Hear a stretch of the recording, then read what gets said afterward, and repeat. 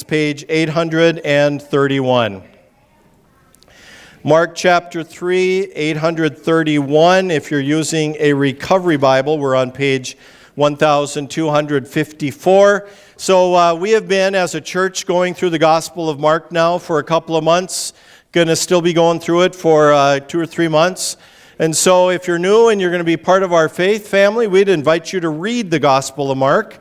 And I'm going to read a few verses today, starting in a couple of verses we read last week, and then some new verses. And I'm going to encourage you to leave your Bible open because we're going to come back to it. So we are at chapter 3, and I want to read beginning at verse 20. One time Jesus entered a house, and the crowds began to gather again. And soon his disciples couldn't even find time to eat. When his family heard what was happening, they tried to take him away. Say, take him away. Take him away. He's out of his mind, they said. Say, out of his mind. Out of his mind. Then we're going to skip down to verse 31. Then Jesus' mother and brothers came to see him. They stood outside and sent word to him for him to come out and talk with them. There was a crowd sitting around Jesus, and someone said, "Your mother and your brothers are outside asking for you." Jesus replied, "Who is my mother? Who are my brothers?" And then he looked at those around him and said, "Look, these are my mother and brothers. Anyone who does God's will is my brother and sister and mother." Turn and tell someone, "Welcome, brother or sister," whoever is sitting next to you.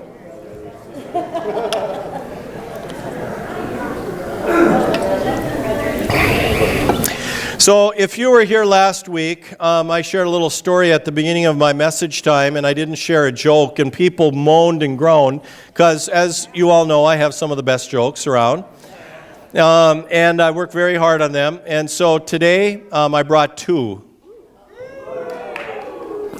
Now, one of them you've maybe heard before, because it's been around for a while, but it's pretty good. A little girl asked her mom, "Where do humans come from?" Her mom answered, "God made Adam and Eve, and they had children, and that's where we descended from." A few days later, the girl asked her dad the same question, and her dad answered, "Well, many years ago, there were monkeys, and people evolved from the monkeys."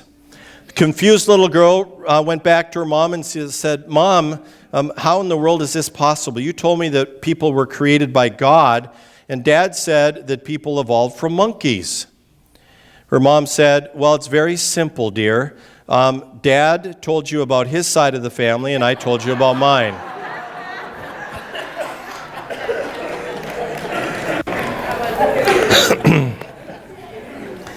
So I have to say I'm picking on guys a little bit today, so here's the next one.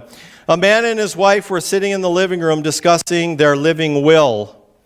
"Just so you know, I never want to live in a vegetative state, dependent upon some machine and fluids from a bottle. If that ever happens to me, just pull the plug," the man said to his wife. So she got up, unplugged the TV, and threw away the beer. That is pretty funny, you have to admit. All right, so we are going to begin with our question today, and as you can tell, we're talking about family. And if you've never been here before, we ask a question every week. People are invited to answer it. You just need to get these guys' attention. They'll bring a microphone around. Stand up, speak directly into the mic, give us a brief answer. So I had a little trouble writing this week's question, as you can see. And so I just kind of want to explain it, because I'm inviting you to say something about family for you. But it can mean your upbringing, your birth family, an adopted family. It might mean the friends in your life who have become family. It might mean your church family.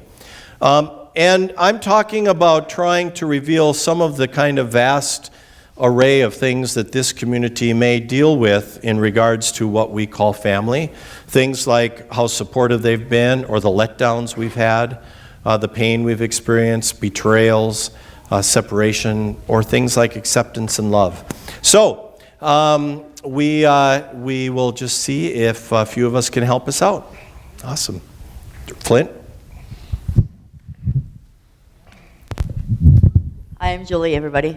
Well, of course I love my children and I love my family, but that's not what I'm going to stand up and talk about today. Recently I had a bump in the road, and I live in Redemption Road, and I've never felt so supported in my life as I did that night. And I haven't been made to feel guilty or ashamed for anything that happened, and I just want to say thank you. Thanks, Julie. Good job, Kathy. I'm Rachel, and I also have a great family at home, but I was listening to the children's sermon on how you can, I was actually listening to the children's sermon on how sometimes bad things happen, but we need God in our life to, comfort us. And having survived the alcoholism, the loss of a spouse, and the loss of a child, I don't know where I would be without the church and my extended family here to help get me through, and for God bringing everybody into my life to help me through all those hard times. Thank you, Rachel.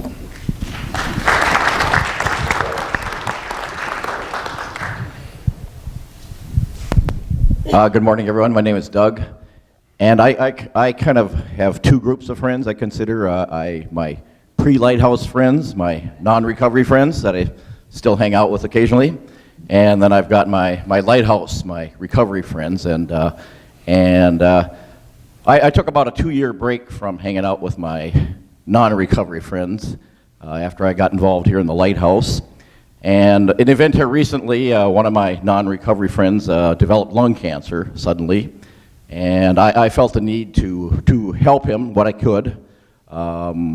And the Lord's blessed me incredibly in the last couple of years, especially since with this Lighthouse Church and all that's developed. So anyhow, I've been spending time with my non-recovery friends, and for the most part, they haven't changed a bit. I mean, they're the same Joes. Actually, one guy's name is Joe. Same Joes that I knew before, but I've changed. I guess I don't relate to a lot of the things they say, the attitudes they have about, particularly like about women, for instance, and about the use of, well, not so much, this wasn't a real big drug and alcohol using group, but particularly the whole, way of looking at women is very, very, very unhealthy, and I've had that same, being around these guys for, 12 years, 15 years, I was just like that, so I recognize the change in me, and I'm very appreciative of that. So, thank you. That's awesome, Doug. Thanks for sharing that and being transparent. Who else would like to share? All right beside you there. Good morning, family. My name is Benjamin. Benjamin. Blood makes you related, and loyalty makes you family, and I found that to be true when I was going through some hard times, and I saw some people disappearing, fading back or turning a blind eye, and that Fight Project and this church and its family members have really shown me family, and I want to thank everybody for that. Thanks, Benjamin.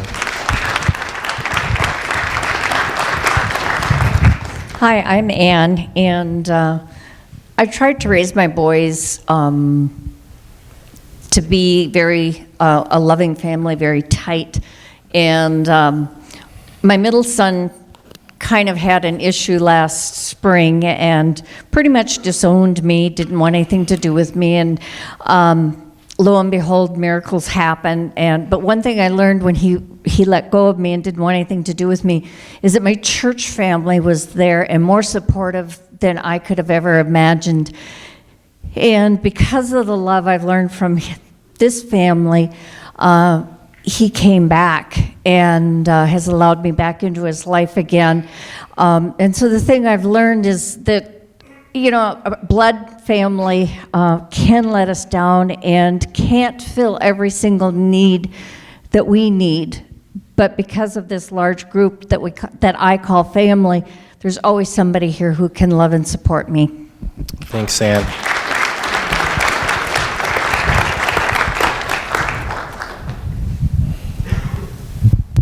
Hi, I'm Shantae. I've been going here since I got out of prison in November, and you guys are my family, so thank you for accepting me. And this one right here, she's been here for me since I got out.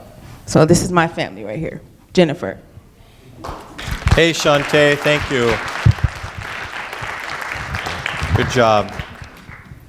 Hi, Bart. Anybody else? We could do one more if anybody else wants to share. All right. We had two more, and then I think we'll wrap up. Hi, everyone. I'm Sarah. And growing up, I had a really difficult time with my family. I got sent away at a very young age. And so I've always struggled with relationships with my biological family. But one of the things I don't know if I should mention Facebook, but I've been all over the country. I've been in places, and I really could relate to the reading today because I still am in connection with a lot of people since I've been about age 14. I'm really blessed with the fact that I have lost a spouse and I'm raising a young child, and I also have a 21-year-old stepdaughter, and if there's anything I can say, family is everywhere. You just need to make those connections. I have people who support me from Ireland to California to Texas. They're always checking in. We are always checking in and making sure we're okay. When we're struggling, we're there with each other. And another thing that I have done since my house was so empty after someone was out of my life, suddenly I made it an open door policy, and we have had some of the best Thanksgivings and Christmases. It doesn't really have to do with blood. My daughter, who is 6, has, I think, 8 sets of grandparents, and I can't even count how many aunts and uncles. I have so many adopted children that call me from prison or from other places and call me mom, even if they're the same age as me. I mean, so that's the beauty of unconditional love, and just being able to accept each other is you're never alone, never. So thank you, Sarah.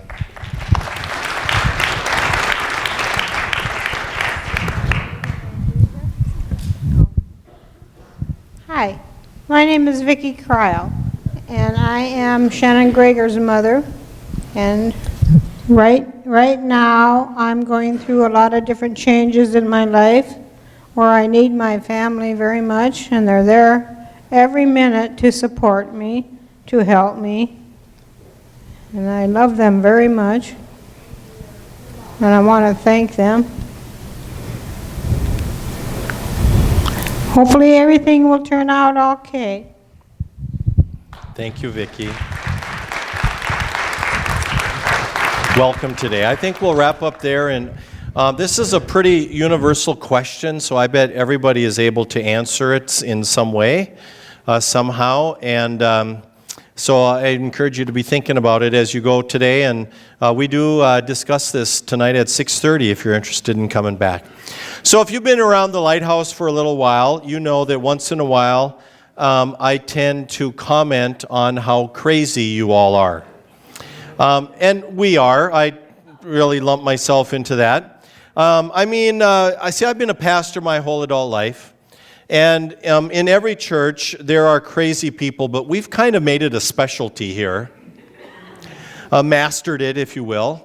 And so I just want to start this morning by just kind of reminding you that I tend to think that you're all crazy. Turn and tell your neighbor he's talking about you. Now, the best thing you can do is just admit it. I mean, let me just ask, haven't you ever felt like you were a little odd? Or a bit of a misfit? Now, somehow, I suspect that there is someone here thinking, I actually think I'm the only normal person that I know.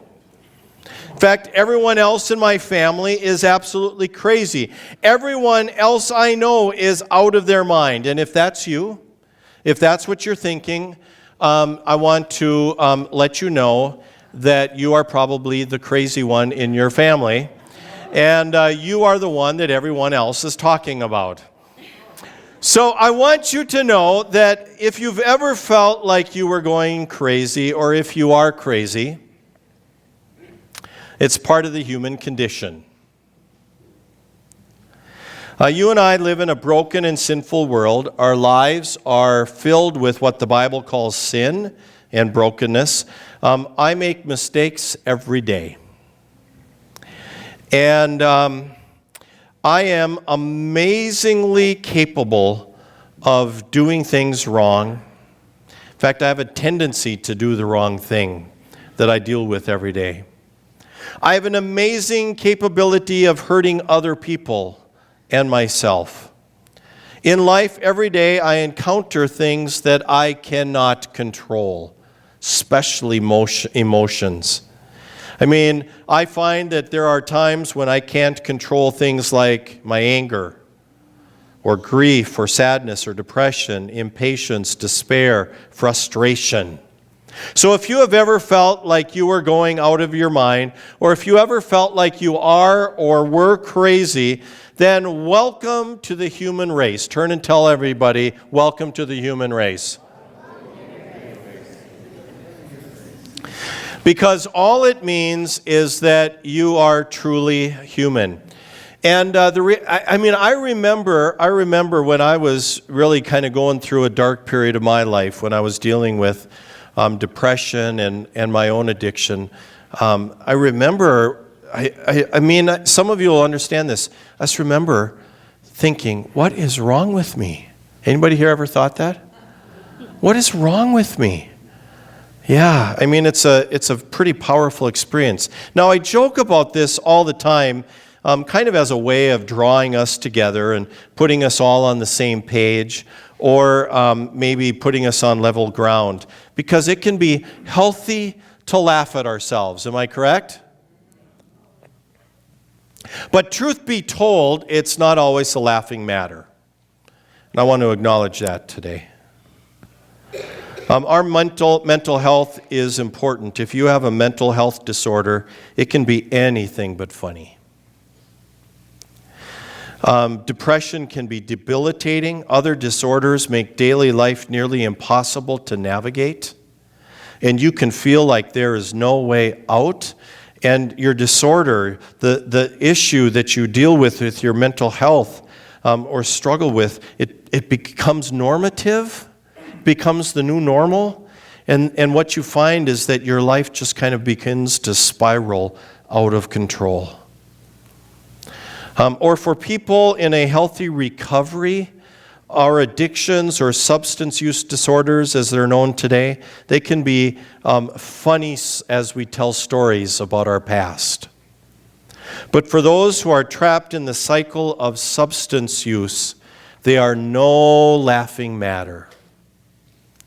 You may feel at times like there is no hope and that there is no way out. You can't live with it, and you can't live without it. For some, the disease of addiction eventually becomes a matter of life and death. And we could go on and on and on. I mean, we could talk about what stress or anxiety do to us, or eating disorders that I know people here sometimes deal with. If we are in a painful relationship or in an abusive relationship, we feel like we're going crazy, or maybe there are even people that we care about who are telling us, you're crazy, you're crazy.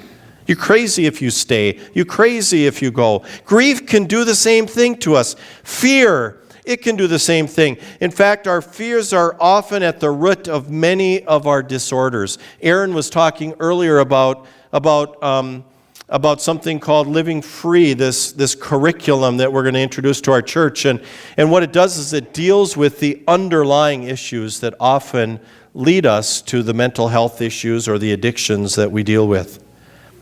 Fear of loss, fear of failure, fear of acceptance, fear of rejection, fear of standing out, no one noticing me, everyone noticing me, fear of success, fear of secrets being revealed. Have I left anyone out? Someone say nope.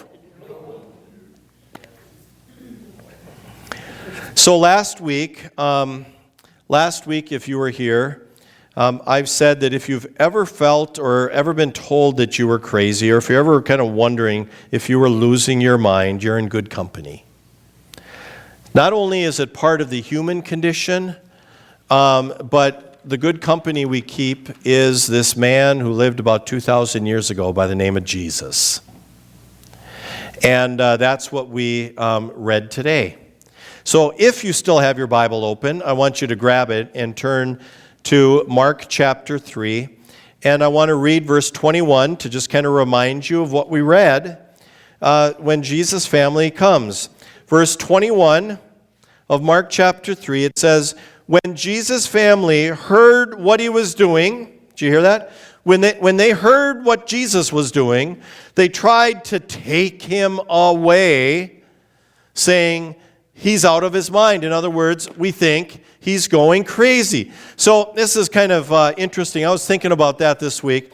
They came to take him away. Some of you here know what that's like.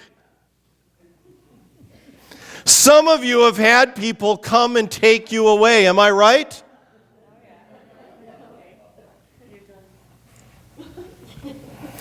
How did it feel? Not so great. Some of you, humbling, some of you have had family come to try to take you away because they were sure they could fix you. Yeah.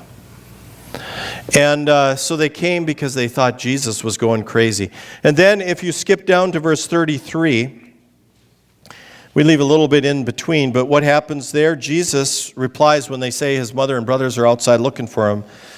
He says, who is my mother? Who are my brothers? Who are my mother and who are my brothers?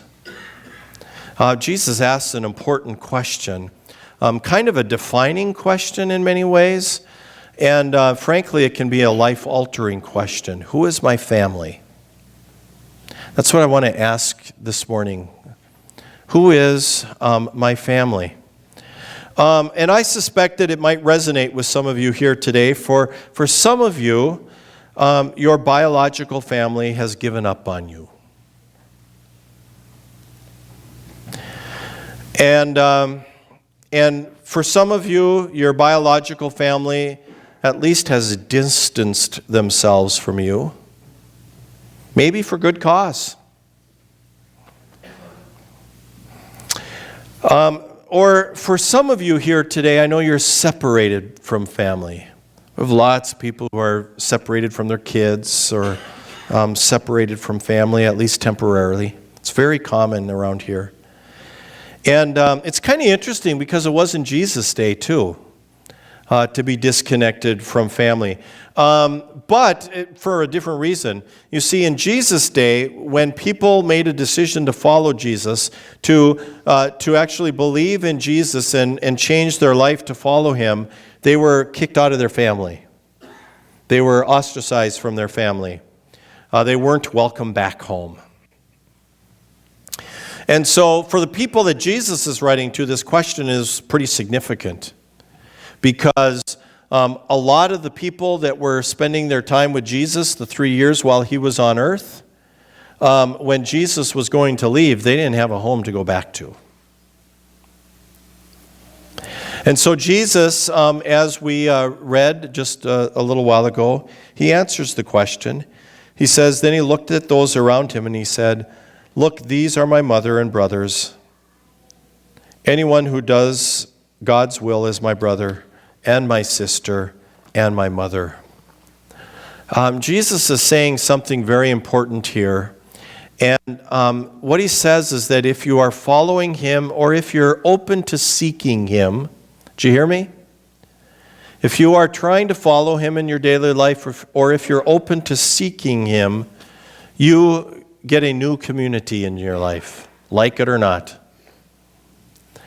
And he says you kind of get a new family, a new structure. And, in the New Testament, there's writings throughout the New Testament that kind of pick up on that, about this idea of this new community, the church being something more than just a place you go on Sunday morning and kind of pay your religious dues. That it's actually something richer. So, for example, in Ephesians 2, verses 19 and 20. It's going to be on the screen before you. It says, so now you are Gentiles. So you Gentiles are no longer strangers or foreigners. You are citizens along with all God's holy people. You are members of God's family. Did you hear that? You're a member of God's family. Together we are his house, built on the foundation of the apostles and the prophets, and the cornerstone is Christ Jesus himself. And so Jesus establishes this new community for us in our life, this new family. Doesn't necessarily mean we disconnect at all from our birth family or the family we've known. It may, but it may not mean that. A lot of you know that this last week I was in Bismarck all week. We talked about Free Through Recovery a little bit ago. I was in Bismarck this week for this training. And some of you don't know that I'm from Bismarck. So I grew up in Bismarck. It's changed a lot since I was there. Just like Fargo has changed a lot since I was here. And I still have some family in Bismarck. So on Wednesday night, I had a chance to go out for dinner with my brother and his wife, Dean and Debbie. And in fact, we have a picture of them. And we went out for dinner. I don't get to see them very often because we just, that's how life goes, so they don't come here often. I don't go there very often. So it was really fun to get together with them and to catch up. And then I took this picture on Wednesday night in front of the fireplace of their new home. They had just built a new home north and east of Bismarck, and beautiful home. And so I was excited to see that. And it's kind of funny because I took that picture, and that night I put it on Facebook. And right away I had people saying, "Are you sure that's your brother? He doesn't look like you. I mean, he doesn't look anything like you." And of course, what they don't know is that my brother and I are adopted. We, along with our two sisters, were adopted when we were infants. And so I grew up in a home with 4 children, all of us adopted. And so if all 4 of us were lined up here, you would all say, "They don't look anything like brother and sister." Or here's the funny thing. It's really funny when people say, "I can tell you're brothers." That's really hilarious. And one of the things that occurred to me, it was really nice to catch up with them. And, I love my brother and my sisters, and I know that if I needed them, they'd be there for me, and same here. But it occurred to me that for me, throughout most of my adult life, my faith family has been just as important as my birth family. In some ways, more important. Because this is where I do daily life. I see them once every year or two, even though they're 200 miles away, but we do life together. And so in many ways, my family of faith, the people that I do daily life you have become my brothers and sisters, and maybe some of you my mother, and some of you my children. Who knows? I don't know how that all works out, but we kind of become family because this is where we live out our daily life. I was doing some readings regarding this text from Mark this week, and I picked up a commentary that I like to look at quite a bit when I'm doing teaching on the Bible, written by William Barclay. It's kind of an older commentary, but very insightful things. And he shared 4 things about true family that I wanted to share with you that I thought was really interesting, and you can take it for what it's worth. But they really spoke to me, especially as pastor of Lighthouse. And so I've actually updated a little bit of the language, but here they are. They're going to be on the screen before you. Number 1, he says, true family lies in a common experience. And I thought, man, that is really true in a lot of ways. If you are in recovery, lots of you are. If you are in recovery, you go to recovery meeting and you encounter people of a common experience. And it's very common once somebody goes to recovery meetings for a little while, all of a sudden it's like, this is my family. I mean, these are people who get me and understand me. You know what I mean?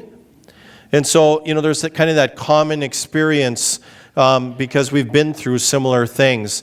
It occurred to me that I start every worship service saying the same things here. I say that welcome to Lighthouse. We are a Come As You Are church where everyone is welcome, and I can assure you that there are people around you who have or are going through some of the same kinds of things that you're going through. They've been there. They've been there. And I mean, that creates this bond of family. And so I think it's very, very true that family, true family, is defined by a common experience. And that would be true certainly in our church. I could just as easily stand up at the beginning of the service and say, I can assure you that everyone around you is just as messed up as you are. Yeah, right? Right? Turn and tell your neighbor, yeah, that's me. Number two, true family lies in a common interest. And you may come here for different reasons or with different interests. Maybe just to come to church. You didn't know what you're getting into. Or you may come to get kind of work on a spiritual thing or maybe to get better. But I'll tell you what unifies a church as a common interest is Jesus. That what we are about here is getting to know Jesus and proclaiming Jesus and learning about Jesus and acting like Jesus. I'm going to say more about that in just a couple of minutes. Number three, true family lies in common values. For many, life hasn't been working so good the way you've been trying it. We'll just kind of lay that out there. So you may be checking out this Lighthouse place. What you should know is that we are here following Jesus. Much of our ministry is based upon what we learn from Jesus about daily life and about community and family. And so we try to imitate Jesus and try to imitate those who are imitating Jesus. Number four, true family lies in a common purpose. And, we have, in many ways, so many things that go on in this church, and we might have a lot of purposes why people come here. And oftentimes, as I mentioned, people come here to get better.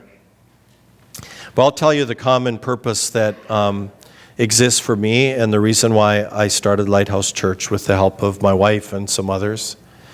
The reason we are here is because we like to see people come to learn that there is a God who is madly in love with them and fall back in love with Jesus too. That's why we're here. That's the purpose. There's a God in heaven who is mad about you, just crazy about you. And he loves you more than you will ever understand on this earth.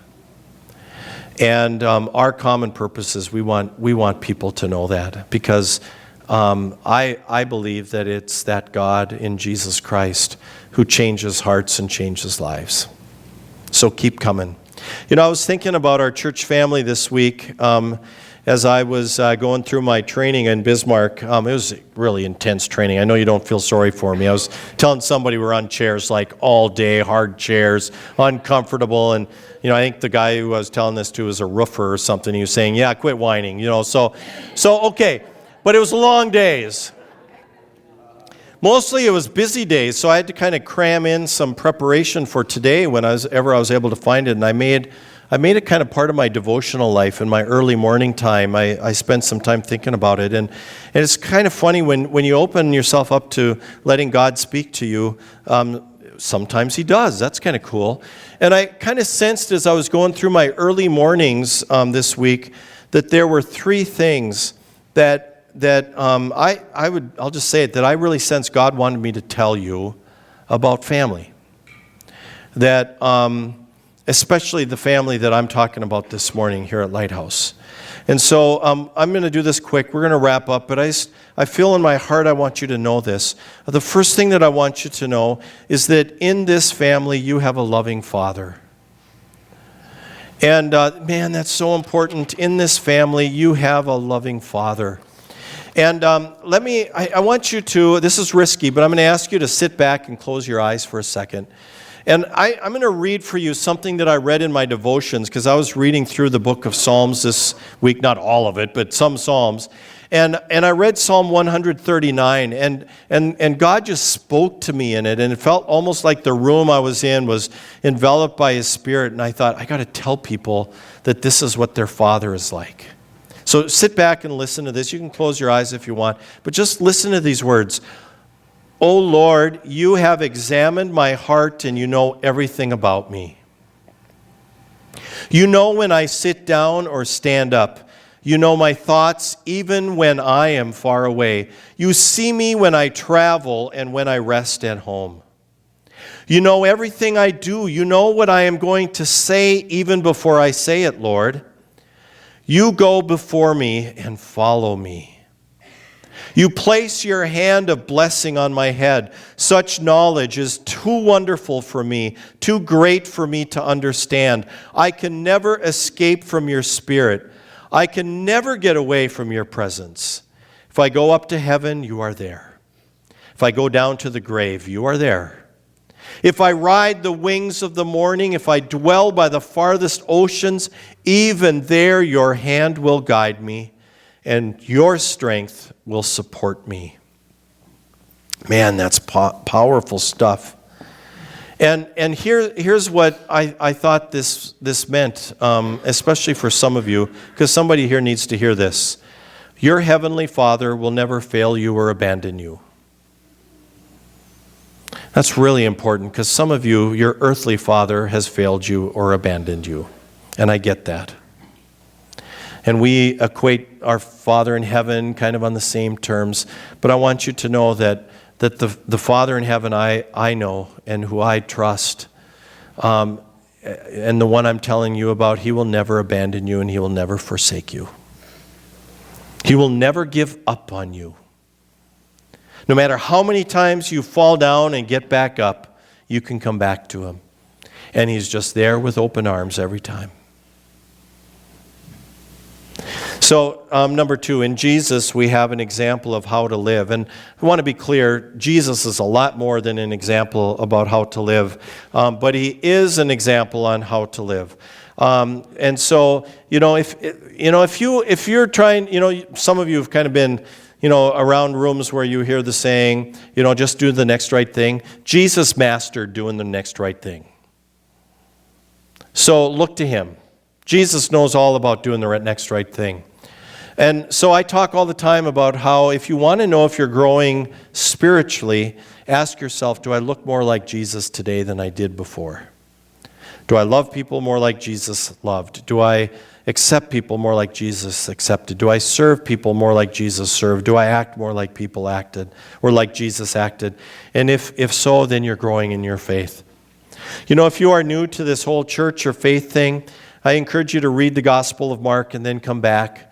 Learn from Jesus. Read Matthew, Mark, Luke, or John. Read the stories about Jesus and begin to imitate him.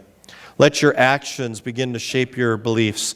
It's really how true community works, If you are in recovery, that's how recovery works. You surround yourselves with the right people and you do what they do, right? In fact, in 1 Corinthians 10:34, Paul even picks up on this. He says, and you should imitate me just as I imitate Christ. And I just want to be clear here. For some of you, the people you choose right now to surround yourself may be the biggest single decision that you are making in your life. Did you hear me? The people that you are choosing to surround yourself with may just be the single biggest decision that you are making right now. Number 3, in Jesus' family, we have true family. Not perfect family. Terribly messed up if you come to Lighthouse, but family. And one of the things that I want you to know, if you've not been here for very long, this is a place that not only we will do our best not to judge you, but we won't give up on you either. We won't give up on you either. And so, you fall down, you pick yourself back up, and you're going to find open arms every time you come back to this place. Because we love people like Jesus loved people. Somebody asked me this week, how my ministry is different than my old ministry, and I thought for a second, what I do now is nothing like what I used to do. What I share with you on a Sunday morning is nothing like what I used to do. And now I realize, I just walk with people. And that's what Christian community is about. And so my prayer today is that you will be able to take a little bit of something that I've shared with you. And I don't know if you're struggling with family right now or where you're at with the whole thing, but we want you to know that there's a place for you here. And that there are people here, if you choose to come back, who will love you and care for you and walk with you. and who can support you and encourage you. And if you decide to come back, we look forward to what that means. And if you choose not to, we just pray God's blessings upon you wherever you go. So let's stand up and sing our closing song.